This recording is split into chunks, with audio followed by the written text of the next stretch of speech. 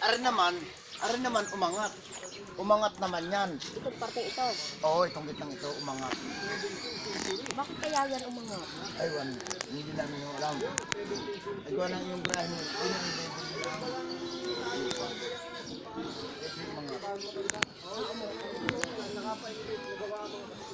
Pero malayo po ang abot itong ano, parang dinaanan talaga daanan ng tubig. Akala lang natin, hindi pa rin tao ng ating mga ninuno, baka ito nung unang panahon, baka ito lagnas. Dinatabunan ng bulkan. Siyempre, ang tabo ng bulkan, hindi siksik. Ngayon, nauna din doon, kapag